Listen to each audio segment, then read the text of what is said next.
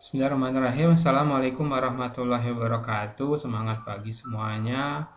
Kali ini kita akan membahas tentang analisis data proporsi. Mata kuliah ini adalah mata kuliah biostatistik dan sumber buku yang diambil untuk materi ini adalah buku statistik kesehatan dari karangan Lukni Sabri dan Sutanto Priyo Hastomo. Oke, kita mulai dengan prolog. Jadi analisis data proporsi ini digunakan bila data yang didapatkan menggunakan skala nominal dan ordinal. Contohnya untuk skala nominal adalah jenis kelamin, itu pilihannya adalah laki-laki dan perempuan. Golongan darah itu AB dan O. Kemudian skala ordinal itu adalah tingkat pendidikan, SD, SMP, SMA, perguruan tinggi, dan contoh-contoh yang lain. Nah, data proporsi ini ditandai dengan nilai proporsi. Misalnya laki-laki 50% dan perempuan 50%. Terus menggunakan pendekatan distribusi binomial ke distribusi normal. Nah, ini asumsinya ketika kita menghitung data proporsi atau menganalisis data proporsi. Pertama, proporsi dari distribusi sampling akan sama dengan proporsi populasi. Jadi dari sampel itu proporsinya sama dengan populasi dari populasi yang lebih besar. Kemudian standar deviasi distribusi frekuensi atau standar errornya itu mengikuti rumus di bawah ini. Jadi rumusnya adalah SE sama dengan akar dari P dikali 1 min P per N. P ini adalah proporsi dari kasusnya. N ini adalah jumlah sampelnya. Atau disingkat lagi menjadi nilai 1 min P ini adalah nilai Q. Jadi P kali Q sama per N. Diakarkan.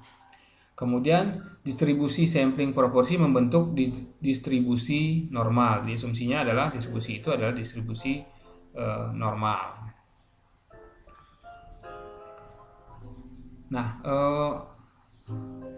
yang pertama adalah kita mau menghitung estimasi proporsi dari populasi. Jadi menghitung nilai estimasi perkiraan dari proporsi di populasi menggunakan nilai sampel dengan confidence interval. Rumusnya adalah P atau proporsi populasi sama dengan P atau proporsi sampel plus minus nilai Z setengah alfa dikali SE. Karena SE-nya itu adalah nilainya tadi adalah ini, PQ per N diakarkan, maka nilai rumusnya adalah P sama dengan P plus minus Z alfa kali akar PQ per N. Nah, untuk lebih jelasnya kita melihat kepada contoh soal berikut. Suatu penelitian yang dilakukan di Puskesmas X dengan jumlah sampel 50 ibu hamil yang diambil secara random, didapatkan ibu yang anemia atau kadar Hb-nya kurang dari 11 gram persen sebanyak 20 ibu. Perkirakanlah di populasi wilayah puskesmas tersebut ibu hamil yang mengalami anemia dengan confidence interval 95% dan alfa 0,05. Jadi alfa dengan confidence interval ini berbanding terbalik. Kalau ini 95, ini pasti 5% atau 0,05. Kalau ini 90%, ini pasti 10% atau 0,1. Nah, dari soal ini didapatkan nilai N-nya, jumlah sampelnya adalah 50, kemudian jumlah kasusnya ibu yang anemia itu 20. Confidence intervalnya 95% dan alfa 5%. Dengan nilai alfa 5% atau 0,05, maka didapat nilai Z-nya itu adalah 1,96. Dari mana dapatnya 1,96? Nah, bisa lihat di video-video sebelumnya. Cara mencari nilai Z 1,96. Kemudian langkah penyelesaiannya pertama adalah mencari proporsinya. Jadi proporsi dari sampel itu adalah jumlah kasus dibagi jumlah populasinya. kasusnya ada 20 dibagi jumlah populasinya, jumlah sampelnya. Jumlah sampelnya adalah 50. Jadi proporsi di sampelnya adalah 0,4. Kemudian kita mencari nilai Q. Itu adalah 1 dikurangi nilai P. Jadi 1 dikurangi 0,4 maka didapat 0,6. Jadi ini 0,4 ini adalah proporsi ibu hamil yang anemia. 0,6 ini adalah proporsi ibu hamil yang tidak anemia. Setelah itu kita mencari nilai P-nya, proporsi di populasinya. Jadi dengan rumus ini P plus minus nilai Z kali akar P kali Q per N. Kita masukkan nilai P-nya adalah 0,4, nilai Z-nya itu adalah 1,96, akar dari nilai P-nya 0,4, nilai Q-nya 0,6 dibagi N-nya tadi adalah 50. Nilai ini didapat 0,14. Nah, jadi estimasi proporsi di populasinya itu adalah antara 0,4 plus minus 0,14 atau 0,4 dikurang 0,14 sama dengan 0,26 sampai dengan 0,4 ditambah 0,14 atau 0,54 dengan confidence interval 95%. Jadi kesimpulannya adalah 90% kita yakin atau diyakini proporsi ibu hamil yang anemia di populasi X berada antara 0,26 sampai dengan 0,54 atau 26% sampai dengan 54%. Nah, yang kedua adalah bagaimana kalau kita membandingkan atau mencari estimasi perbedaan dua proporsi dari dua sampel atau dua populasi. Nah, ini kita menggunakan estimasi perbedaan dua proporsi. Itu digunakan untuk membandingkan proporsi dua sampel dari satu populasi atau dua populasi. Contoh, beda proporsi mahasiswa tingkat 1 dan tingkat 2 yang anemia di Stiches rafflesia. Atau beda proporsi anemia pada ibu hamil di puskesmas X dan puskesmas Y. Nah, rumusnya karena ini proporsinya ada 2, maka proporsinya itu menggabungkan antara nilai dari proporsi dari kelompok 1 dengan proporsi dari kelompok 2 menjadi proporsi P aksen. P aksen ini didapat dengan X1 tambah X2 per N1 per N2. Jumlah kasus di kelompok 1 ditambah jumlah kasus di kelompok 2 dibagi jumlah data atau jumlah sampel di kelompok 1 ditambah jumlah sampel di kelompok 2. Dan Q-nya juga menjadi Q aksen sama dengan 1 dikurangin P aksen. Nah, beda proporsinya menjadi rumusnya adalah P1 dikurang P2 plus minus nilai Z dikali nilai SE. Nilai SE ini seperti di atas nilai SE-nya. Nah, ini nilai SE-nya. Nah, nilai SE ini adalah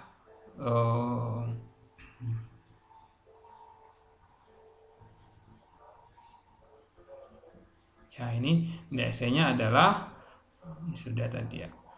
Nah, SE-nya adalah karena ini dua sampel, maka nilai SE-nya menggunakan P-nya adalah P aksen, Q-nya adalah Q aksen.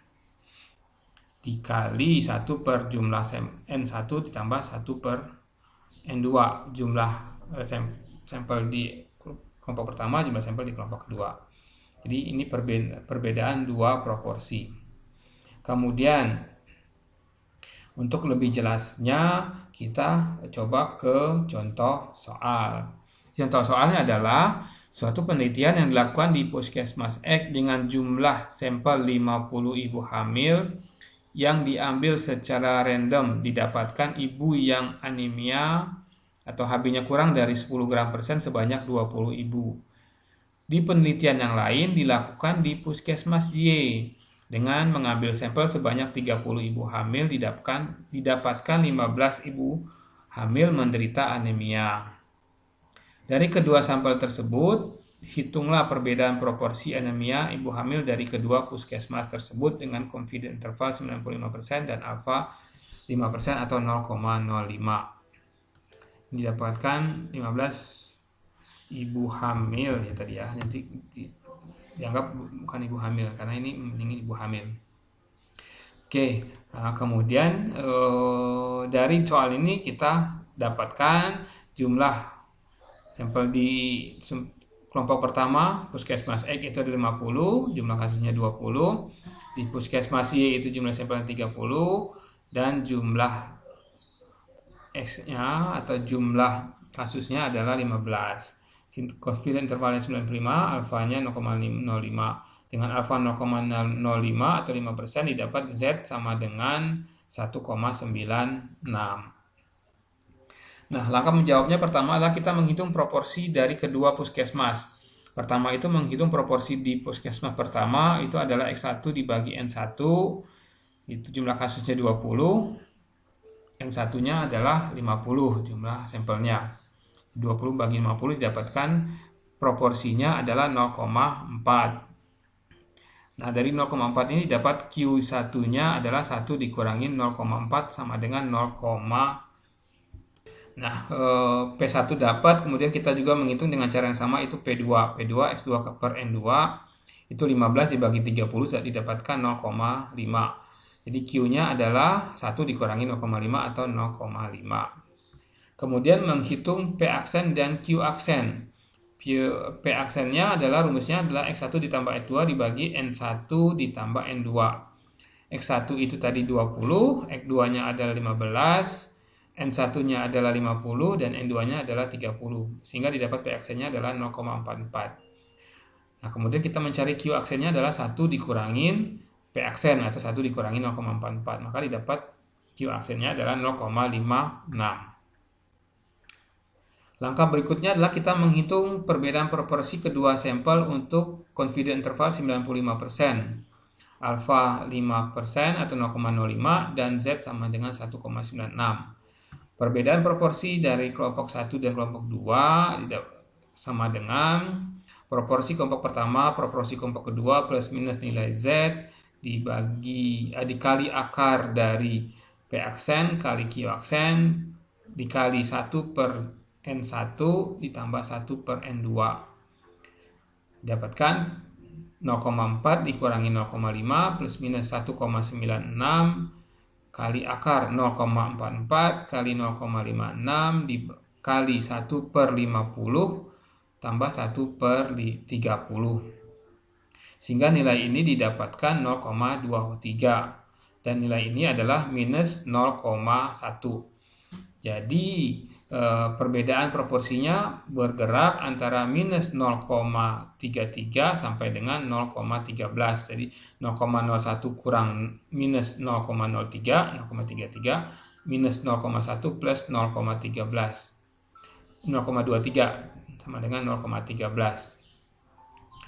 Jadi keputusannya 95% diyakini atau kita yakin perbedaan proporsi ibu hamil yang anemia antara puskesmas X dan puskesmas Y terletak antara minus 0,33 dan 0,13 atau minus 33% dan 13%. Nah, ini kok hasilnya minus?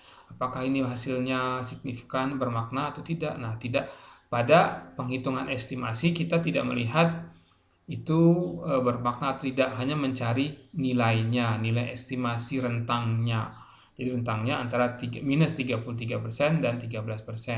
Apakah ini bermakna atau tidak? Maka kita menggunakan uji hipotesis. Untuk selanjutnya kita akan mencoba untuk menghitung menggunakan uji hipotesis. Ini adalah uji hipotesis perbandingan untuk satu proporsi, yaitu membandingkan proporsi sampel dengan proporsi populasi. Kemudian pada uji hipotesis ini kita pasti membuktikan hipotesis yang kita ajukan. Kemudian menggunakan uji Z bila proporsi di populasi diketahui. Tapi bila tidak diketahui maka menggunakan uji T. Tapi pada kesempatan kali ini kita akan mencoba menggunakan uji Z dengan asumsi bahwa proporsi di populasinya diketahui. Untuk uji T maka pada pembahasan berikutnya. Nah, ini rumus uji Z adalah Z sama dengan P dikurang P dibagi akar P kali 1 min P per N. Proporsi di sampel, proporsi di populasi, populasi, dan jumlah sampelnya. Nah, untuk lebih jelasnya kita coba masuk ke contoh soal. Sampel sejumlah 75 orang diambil dari masyarakat di Cimanggis. Dari sampel tersebut didapatkan 35 orang adalah perokok aktif. Bila diketahui proporsi perokok di masyarakat Cimanggis adalah 0,25, berikan kesimpulan dari sampel yang diambil dengan alfa 0,05. Nah, dari soal ini diketahui adalah jumlah sampelnya adalah 75 orang ya. Jumlah kasusnya ada 35 orang. Proporsi perokok di Cimanggis atau di populasi adalah 0,25 atau 25%. Alfa sama dengan 0,5% atau 0,05. Langkah pertama adalah kita menentukan hipotesis. Karena ini adalah uji hipotesis. Hipotesis ada dua, hipotesis 0 dan hipotesis 1 atau hipotesis alternatif. Nah, hipotesis satunya pada kasus ini adalah proporsi di sampel sama dengan di populasi atau tidak ada perbedaan proporsi perokok antara sampel dan populasi. Untuk hipotesis satunya atau hipotesis alternatifnya itu lawan dari hipotesis 0. P tidak sama dengan P atau ada perbedaan proporsi perokok antara sampel dan populasi. Kemudian kita menggunakan uji Z karena diketahui data proporsi populasi. Rumusnya uji Z adalah P dikurangin P dibagi akar P kali 1 min P per N. Kemudian langkah pertama kita mencari P-nya karena P-nya sudah diketahui tadi 0,25. Kita mencari P-nya. P-nya proporsi di sampel itu adalah X per N. Jumlah kasus dibagi jumlah sampel. X-nya 35, N-nya 75. Didapatkan proporsinya adalah 0,47. Kemudian kita masukkan ke rumusnya, Z sama dengan 0,47 dikurang 0,25 Pi-nya ya, dibagi akar 0,25 kali 1 minus 0,25 dibagi 75 jumlah sampelnya. Maka didapat Z sama dengan 4,4. Nah, dengan Z 4,4 kita mencari di tabel Z. Nah, di tabel Z didapatkan bahwa untuk nilai Z sama dengan 4,4, nilai P-value-nya, P-value itu adalah nilai di area penolakan bukan di penerimaan, itu adalah lebih kecil dari 0,001. Jadi kalau nanti lihat di tabel bagaimana cara mencari nilai PV di tabel Z, itu ada di video sebelumnya. Sehingga nilai PV-nya ini lebih kecil dari 0,01 itu lebih kecil, nilai PV-nya lebih kecil dari nilai alfa. Nilai alfanya berapa? Nilai alfanya 0,05. Maka nilai dengan ini keputusannya adalah karena nilai P-value-nya atau probabilitasnya itu lebih kecil dari alfa, maka keputusannya H0 ditolak. Sehingga kesimpulannya ada perbedaan antara proporsi perokok dari sampel dengan proporsi perokok di populasi. Ini untuk kasus satu sampel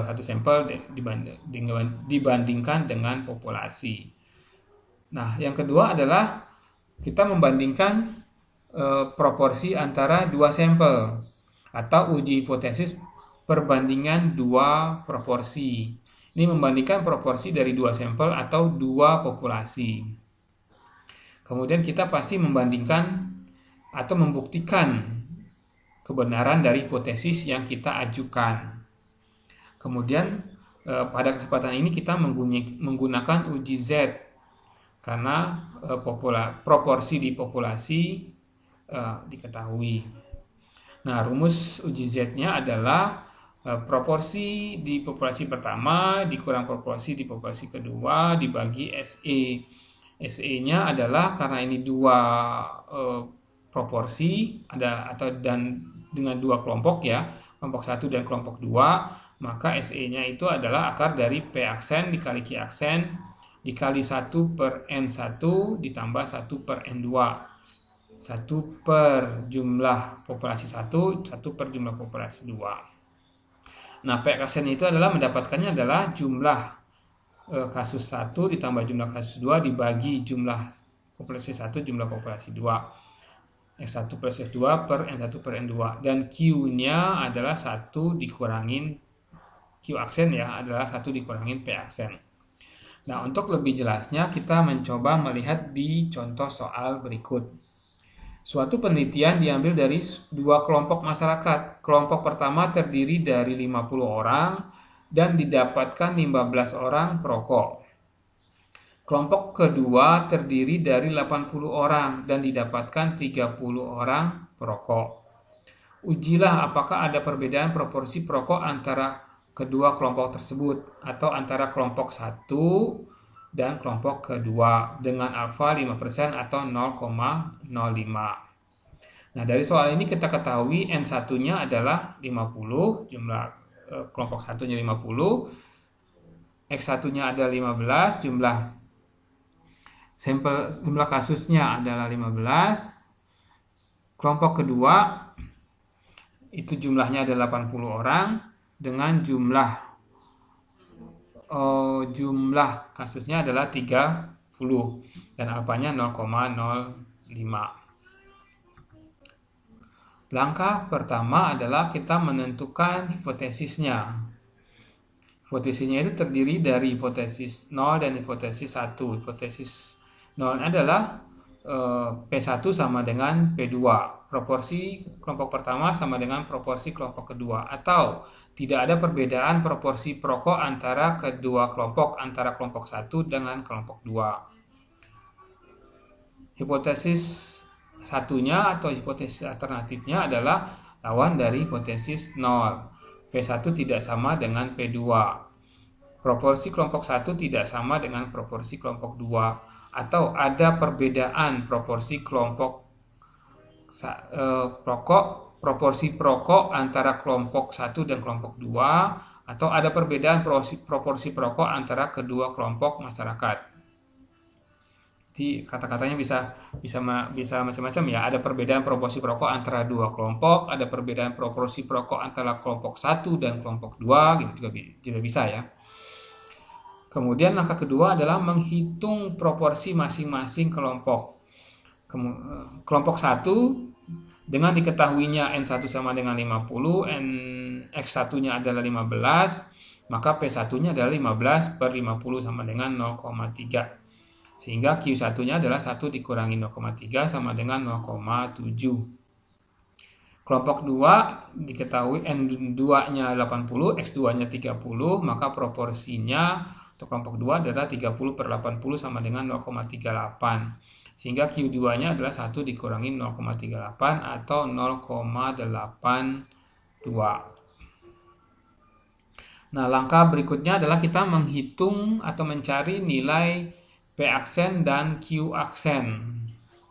Nah, P aksen itu nilai mencarinya adalah dengan rumus dengan cara menambahkan X1 ditambah S2 kemudian dibagi dengan N1 ditambah N2 dan Q aksennya adalah 1 dikurangin P aksen. Sehingga dari soal ini didapatkan adalah P aksennya adalah 15 ditambah 30 dibagi 50 ditambah 80 sama dengan 0,35. Sehingga Q aksennya adalah 1 dikurangi 0,35 sama dengan 0,65. Langkah berikutnya adalah kita mencari SE atau standar errornya. Cara mencari standar error adalah SE sama dengan akar dari P aksen dikali Q aksen dikali 1 per N1 atau jumlah kelompok pertama ditambah 1 per N2 atau jumlah kelompok kedua. Nah, dari soal ini didapatkan SE-nya sama dengan akar dari 0,35 dikali 0,65 dikali 1/50 ditambah 1/80. Nah, didapatkan nilai SE-nya itu adalah 0,11. Nah, kemudian langkah berikutnya adalah kita menghitung nilai Z. Nilai Z itu rumusnya adalah P1 dikurang P2 dibagi nilai SE. P1-nya itu adalah 0,38 dikurang P2-nya adalah P1-nya adalah 0,3 maksudnya. P1-nya adalah 0,3, tadi di soal didapatkan 0,3. Nah, ini ya, ini dapatnya, ini 0,3, P2-nya 0,38. Biar yakin. Kalau sudah yakin berarti 0,3 dikurangi 0,38 dibagi SE. SE-nya itu adalah 0,11. Didapat nilai Z-nya itu adalah sama dengan min 0,73. Mengapa dia min? Kalau min itu kalau di kurva Z, kurva yang berbentuk lonceng, berarti kalau dia min itu dia di sebelah kiri dari titik tengahnya. Kalau dia plus berarti di sebelah kanan dari nilai tengahnya. Nah, yang nilai Z ini adalah nilai dari titik tengah ke Z. Z itu adalah daerah penerimaannya. Nah, sedangkan yang kita cari adalah nilai yang di luar atau daerah penolakan di ujung sini. Nah, dari tabel Z tadi kita dapatkan nilai P-value-nya itu adalah 0,233 di daerah penolakannya. Penolakan itu adalah P-value-nya, probabilitas di daerah penolakan ini adalah 0,233. Sehingga nilai P-value-nya itu 0,233 pasti lebih besar daripada nilai alfa 0,05. Kan? Benar kan? 0,233 pasti lebih besar dari 0,05. Pasti nggak ada yang protes kalau gitu. Pasti ini lebih besar. Kalau protes berarti berarti ada sesuatu ya. Oke. Berikutnya adalah kita menentukan keputusan statistik. Keputusannya karena nilai P-value-nya itu lebih besar daripada alfa, maka keputusannya adalah H0 gagal ditolak. Jadi H0-nya gagal tolak karena nilai probabilitasnya itu lebih besar daripada nilai alfa. Kenapa lebih ditolak? Karena kita hanya boleh itu paling maksimal itu 0,05. Tapi nilai yang kita dapat itu lebih besar dari 0,05, berarti lebih besar daripada batas toleransi yang daerah penolakan. Maka H0-nya gagal ditolak. Kesimpulannya adalah tidak ada perbedaan proporsi perokok dari kelompok 1 dan kelompok 2. Atau tidak ada perbedaan proporsi perokok dari kedua kelompok. Ya, itu kesimpulan dari soal nomor 2. Mungkin itu saja pembahasan kita kali ini tentang analisis data proporsi. Sampai ketemu di pembahasan berikutnya. Terima kasih, hatur nuhun, thank you, matur suwun, hatur. Sampai ketemu lagi. Wassalamualaikum warahmatullahi wabarakatuh. Terima kasih.